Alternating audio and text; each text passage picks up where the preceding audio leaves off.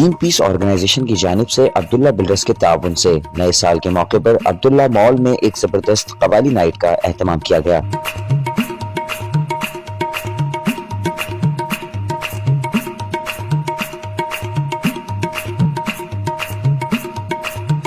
जिसमें मारूफ कव्वाल व हमनवा रमजान ब्रदर्स और सूफी सिंगर फकीर अब्बासी समेत दीगर फनकारों ने अपने फन का मुजाहिरा किया और शायकीन को खूब महसूस किया।